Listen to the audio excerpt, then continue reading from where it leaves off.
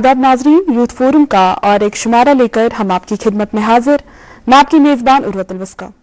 नाजरीन, आज के दौर में जहां नौजवान के लिए एक तरफ से करियर, तालीम और मुस्तकबिल के दरवाजे खुले हैं, वहीं दूसरी तरफ से कई सारे चैलेंज हैं और इन चैलेंज का सामना करने के लिए इंटेलिजेंस और टैलेंट से भी ज्यादा जो चीज काम आती है वो है इमोशनल रेजिलेंस।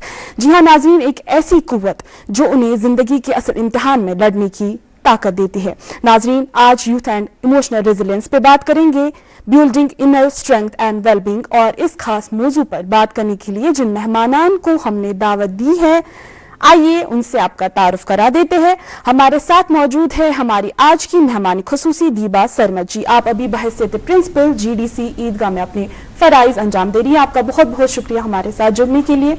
हमारे साथ कुछ नौजवान भी जुड़े हुए हैं, आइए नाज़रीन उनसे भी आपका तारुफ करा देते हैं। हमारे साथ मौजूद है मुर्तजा भट्ट जी, आप अभी अमर सिंह कॉलेज में ज़ेर तालीम है। हमारे साथ कुछ और दोस्त भी जुड़े हुए हैं, मेरे साथ मौजूद हैं यहाँ पे उरूज बिलाल, आप जर्नलिज्म स्टूडेंट हैं, आपका भी बहुत बहुत शुक्रिया। और एक दोस्त से मिलाते हैं, हमारे साथ मौजूद हैं तहरीन बजाज जी, आप भी अमर सिंह कॉलेज में ज़ेर तालीम हैं। आप सब मेहमानान का बहुत बहुत इस्तकबाल आज के इस प्रोग्राम में। चूंकि आज का जो ये टॉपिक है ये काफ़ी अहमियत का हामिल रखता है, हामी है, और बगैर देरी किए पहला जो मेरा सवाल है मैम वो आपसे रहेगा। चूंकि जब हम इमोशनल रेजिलियंस की बात करते हैं तो इसको हासिल करना, इस कुव्वत को बढ़ाना, इस जज्बे को पाना भी अपने आप में एक चैलेंज है। शुरुआत में ही आपसे जानना चाहूंगी, चूंकि काफ़ी एक्सपर्टीज़ है आपकी as an educator, as an principal, students के साथ आपकी इंटरेक्शन रहती है, तो आपके नज़रिए में ये जो इमोशनल रेजिलियंस है इसको पाने के लिए आज के नौजवान के क्या चैलेंज हैं? पहले तो मैं सबको अस्सलाम और आदाब कहना चाहती हूँ and greetings to all of you, और आपको कंग्रेचुलेट करना चाहती हूँ कि आपने इस प्रोग्राम के लिए मुझे बुलाया। It's such a relevant topic, it's such an apt topic. In fact मैं इतना भी कहूँगी that it's need of the hour, क्योंकि जो हमारी यूथ हैं, जो हमारी यंग जनरेशन है, there are some issues that they are facing that need to be addressed immediately and urgently for their better future, for securing their better future. तो आपने जैसे कहा कि मुझे काफ़ी एक्सपीरियंस है इन interacting with students since I have been in the educational field for the last 26 years. So as time has passed and I have seen the various challenges, more so now than before, that our young students are facing. इस हवाले से मैं आपको ये कहूँगी कि दो चार बातें इंपॉर्टेंट जो आपको कहना चाहूँगी, which are so important for us to realize and understand, and only then we will be able to act on them. कुछ प्रेशर्स ऐसे हैं स्टूडेंट्स पे जिनको हम कहते हैं टाइमलेस प्रेशर्स, जो शुरू से हमेशा से आए होते हैं, जैसे एकेडमिक प्रेशर्स हैं, which is the number one pressure of course, and their social relations, ठीक है ना, that is also one of the pressures. So they are like from ever since they have we have known education systems as they are in place. लेकिन इसके अलावा जो आजकल के हम जिसको कह सकते हैं modern stressers, the modern pressures, they are also so many कि that it takes a toll on our students. जो ये मॉडर्न प्रेशर्स हैं उसमें जो मुझे लगता है, जो मैंने फील किया है सबसे ज़्यादा है, that is over expectation from the students, over expectation from their families, their parents and other family members, from their peers, from the place they are studying in or they are working in, and also the society. तो ये जो over expectation का एक bubble बन जाता है ना, it weighs upon the psyche of the student, और उससे क्या हो जाता है, because there are so many expectations to do well, to achieve well, to do so much in so little time, तो जो मिस्टेक्स होती हैं, जो हम सब से होती है, which is a natural human thing to commit mistakes as we learn, as we go about, तो क्या होता है कि जो मिस्टेक्स हो जाती हैं, व्हाट हैपन्स कि students take these mistakes as failures rather than a learning experience. Failures हमसे भी होते हैं. 26 years in my job, I still commit mistakes, and that's all right. The thing to understand is that it is all right to commit mistakes. It is all right to not know everything. So that's the thing कि अगर आप fail हो जाते हैं एक दफा, you lose your confidence and you think you're a failure. That is absolutely not the case.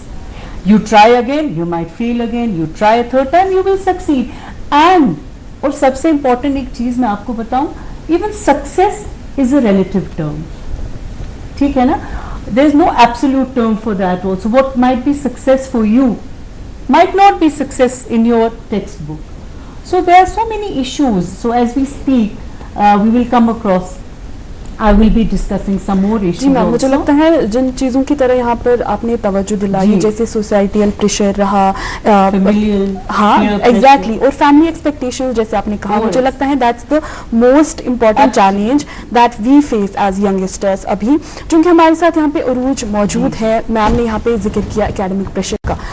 हम सब अपने जो एकेडमिक जर्नी में ये चैलेंज फेस करते हैं, उतार चढ़ाव आते हैं, और अभी हम जानते हैं कि आपको स्कोर तो अच्छा करना है, लेकिन इसके साथ साथ आपको स्किल्स भी गेन करने हैं, और ये जो स्किल्स आपको गेन करने हैं, इसकी ही बदौलत कल को आप जॉब मार्केट में अपने लिए बेहतर रास्ते तलाश कर सकते हैं. तो वो भी बैलेंस करना है. अब आपसे जानना चाहेंगे एज अ यूथ, आप हमें बताइए कि किस तरीके की स्ट्रैटेजीज हम अपना सकते हैं एक पॉजिटिव अप्रोच के साथ, कि हम बैलेंस कर पाए अपना ये एकेडमिक प्रेशर या अपना एकेडमिक परफॉर्मेंस, साथ में ये स्किल्स जिनके लिए हम आगे मौका फराहम करेंगे. First of all thank you for inviting us here their show. And आपके सवाल पे आते हुए, I believe that academic pressure और ये स्किल्स को एक्वायर करने का जो प्रेशर है, it's real. And I as a youngster, I as a student, I am facing it right now. Like it's like society wants us to be a student, good grading student, as well as a skillful student. We have to be A plus in everything. They don't like, उनको ये नहीं है कि what are they like going through, like mentally or whatever, but they want us to be A plus in everything. But I believe that it's a real pressure. Like, I will give you a real life example. Me studying at Amar Singh College, I'm a student in 3rd semester right now, and I side by side do an internship at some news channels too. So I am like required to be A1 at college too, participate in extracurricular activities, and then I have At to the gear same time, myself you after have to college be hours. good at your internships. Yeah. And I have to gear myself up after college hours to news channels to be A1, A plus And there everything. also. and to gain experience. Yes, and to gain experience, real life experience. I believe that जो strategies I use like to cope up with both the things is like पहले ही structured routine. I believe that structured routine helps a lot. Like it's not कि सुबह इतने बजे उठूंगी, ऐसा करेंगे, not a robotic वैसा life, करेंगे. obviously. Yeah, it's not a robotic life. You can't be like, you won't be able to follow that like a written timetable and all. That's not our cup of tea. So I believe structured routine is a key.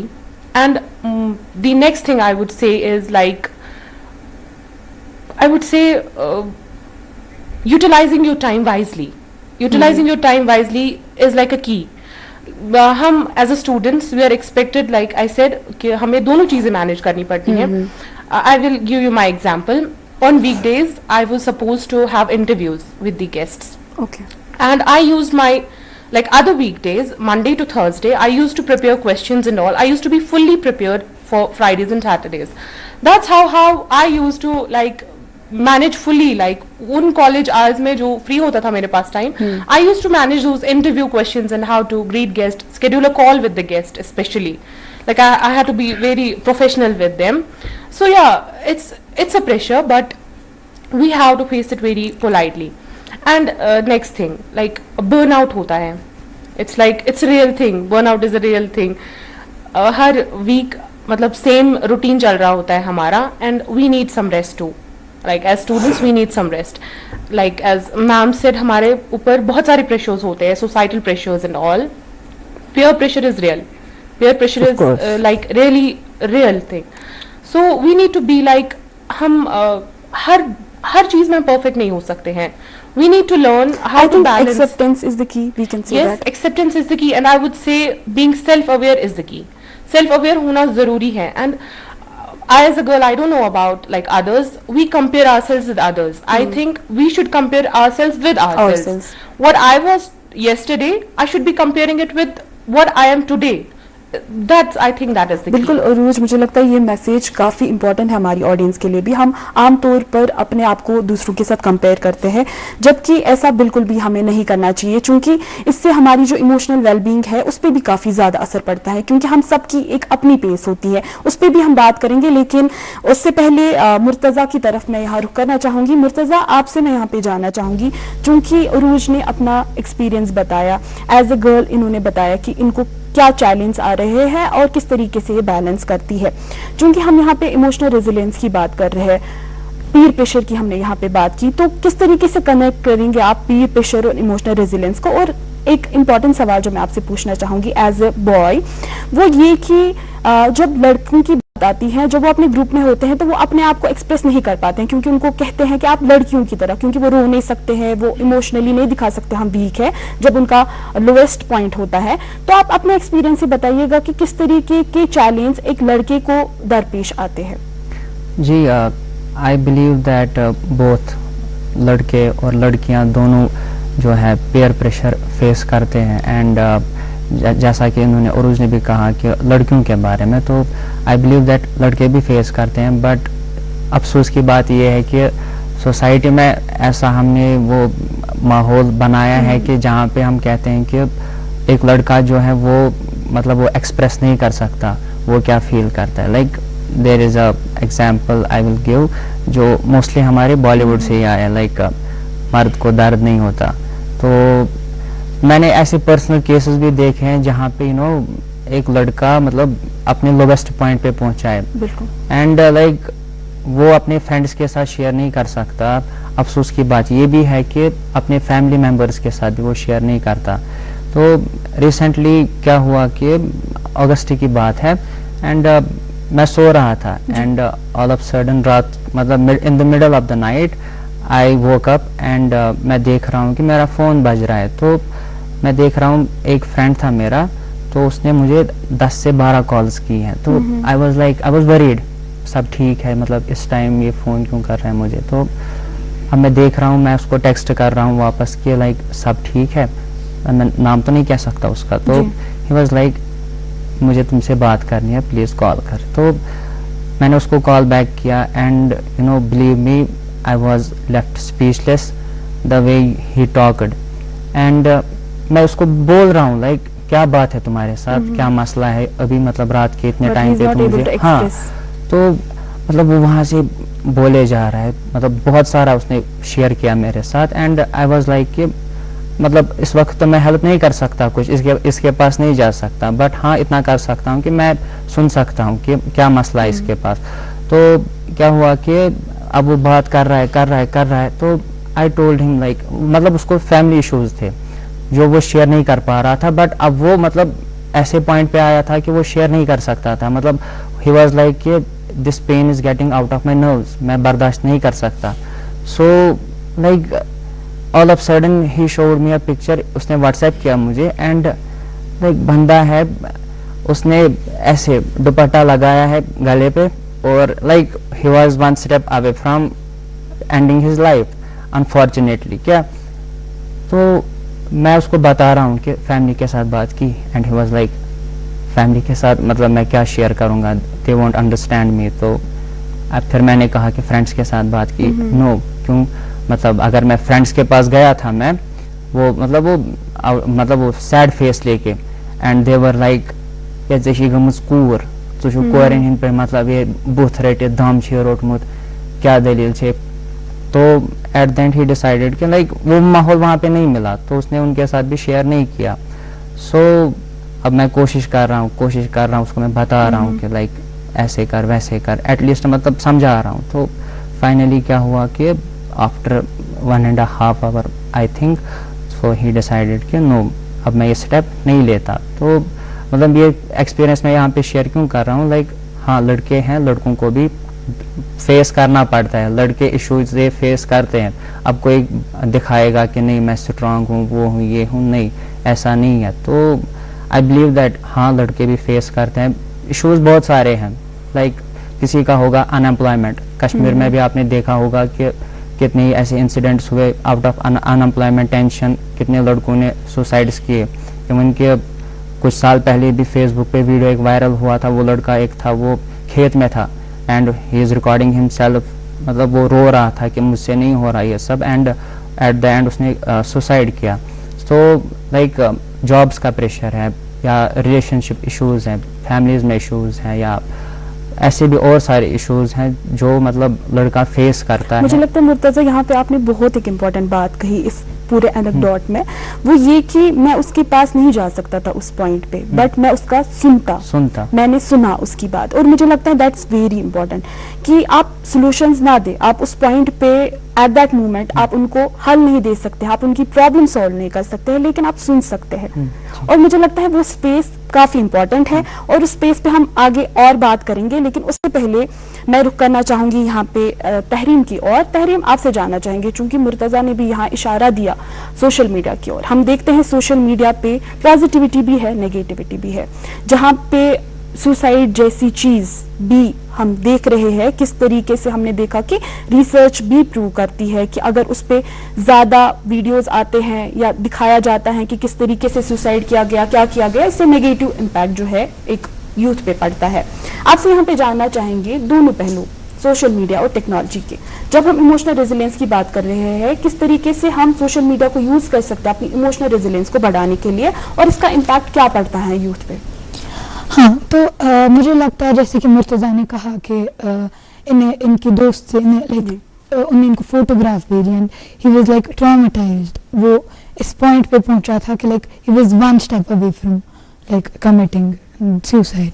तो मुझे लगता है कि social media एक हिसाब से अच्छा भी है और बुरा भी है, बिकॉज वही चीज़ जो आपको कुछ टाइम के लिए लाइक मे बी आप कभी डिप्रेशन में हो, आपको बहुत लो फील हो रहा है और आप देख रहे हो कि लाइक सोशल मीडिया पे लोग मतलब बहुत अच्छी चीज़ें कर रहे हैं और यू गेट इन्फ्लुएंस्ड कि मैं भी कुछ अच्छा करूं, मैं भी कुछ अच्छा देखूं, मैं भी कंपेयरिंग योरसेल्फ। या यू स्टार्ट कंपेयरिंग योरसेल्फ, मगर कंपैरिजन पे it becomes Doom for you, क्योंकि जब आप कॉन्स्टेंटली खुद को किसी के साथ कंपेयर करोगे it has no and.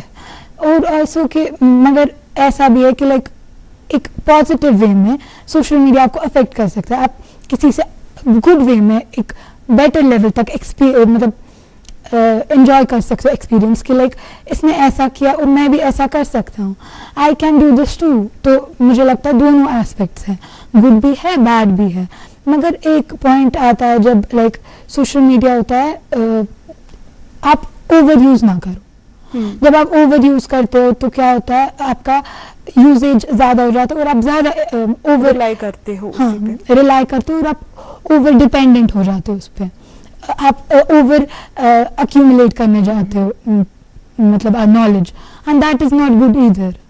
Tahreem, मुझे लगता है आपने भी यहाँ पे एक इम्पॉर्टेंट पॉइंट कहा कि सोशल मीडिया पे ओवर डिपेंडेंट नहीं होना है। मुझे लगता है जैसे मुर्तज़ा ने फॉर एग्जांपल यहाँ कहा, मुर्तज़ा ने कनेक्ट अपने दोस्त से सोशल मीडिया के थ्रू ही किया, मे बी व्हाट्सएप, SMS या व्हाटएवर जो भी इसने मीन्स इख्तियार किए होंगे, इसने वहाँ पे उसी तरीके से कनेक्ट किया। मुझे लगता है सोशल मीडिया ने हमें ये इख्तियार भी दिया है कि हम अपने दोस्त बना सकते हैं, हम उनके साथ कनेक्ट कर सकते हैं, उनके साथ भी शेयर कर सकते हैं। और इवन यहाँ तक कि हमारे जो काउंसलर्स होते हैं, अगर आप इन पर्सन थेरेपी नहीं ले पाते हैं, आजकल काउंसलिंग आप ऑनलाइन भी लेते हैं, तो उस तरीके भी अगर देखें तो सोशल मीडिया ने काफ़ी वसी एक मैदान किया है और इट डिपेंड्स कि आप किस तरीके से ये यूज़ करेंगे। यहाँ पर दीबा जी आपकी तरफ मैं रुख करना चाहूँगी, एज एन एजुकेटर आपसे जानना चाहेंगी, क्योंकि कुछ लोग जो होते हैं वो इमोशनली वीक होते हैं काफ़ी एक्सपीरियंसेस की वजह से, चाहे उनके पर्सनल एक्सपीरियंसेस हो, प्रोफेशनल एक्सपीरियंसेस हो। तो एक जो एजुकेटर है, एक जो एडमिनिस्ट्रेटर है, उसको किस तरीके से समझ आएगा कि इस बंदे को जो है ज़रूरत है काउंसलिंग की, क्योंकि बहुत सारे स्टूडेंट जो होते हैं वो ओपन अप नहीं होते हैं, वो सामने नहीं आते हैं। मुझे लगता है एक स्टेप टीचर्स को भी आगे आना पड़ेगा, उनको एक स्टेप ऐसे लेना पड़ेगा कि वो भी आइडेंटिफाई कर पाए, या उनकी इस तरीके से ट्रेनिंग हो कि अर्ली वो सिम्टम्स आइडेंटिफाई कर पाए। इस पे आपका क्या कहना है? देखो बेटे, एक स्टेप नहीं, I will take this is a subject really close to my heart. Being a mother of 2 young daughters, this is something that really connects me with all of you. और आपने एक स्टेप की बात की, एक नहीं 10-100 steps हमें लेने। There are some really important points that have come up जिसके लिए मैं आपसे बात करना चाहूँगी, जो very important social media which I was waiting for. ये तो this is part and parcel of our life and integral part of our very life. तो इसमें ये है कि आपको पता ही होगा, since you are the gen Z, there is this term the FOMO, FOMO, which is the fear of missing out. Social media is the great connector and the great divider at the same time in the world. While it has connected the world like never before, it has also divided the world like never before. And that is where our duty as educators begins. Everything is good in moderation. There are good points, pros and cons of social media, or as parents and as educators, this is where we come in, that we have to monitor and we have to guide our young children, young adults. We have to guide them ki how much is enough and how much will burn them out and make them even delusional. There are so many things we can learn from it, but there are so many things that can absolutely destroy us if we overuse social media, or if we use it for the wrong purposes. So, and that is, I think that holds good for everything. Everything in moderation is good. जो आपने एक important point किया, जो मैं discuss करना चाहती हूँ, about mental issues and about the suppressed emotions and how to build intelligence and हम बात करते हैं हमेशा IQ की, intelligence quotient की, जबकि हमें अब बात करनी चाहिए emotional intelligence की. It is AI, artificial intelligence versus EI nowadays. आपने एक एग्जाम्पल दी, मैं आपको एक रेलिवेंट एग्जाम्पल देती हूँ. 2 दिन पहले मेरे कॉलेज में, again I will not name anyone, I am talking about the expectations and the pressures on the young people today. 2 दिन पहले हमारा एक अभी बच्चा पढ़ ही रहा है कॉलेज में, and he had not been coming to college for a long time, but his parents did not know. पता कब चला कि when he got reappear in almost all the papers in his semester, every paper. So they were notified. Otherwise they had thought कि बच्चा इतना अच्छा पढ़ रहा है और सब कुछ. अब it turned out when we talked to the teachers, took out the attendance, that he had not been coming to college. He had failed in every subject, and he had told his parents that he has done very well. So you know, you can imagine what would be going on, and we as teachers were all so concerned and all thinking कि how can we can help him.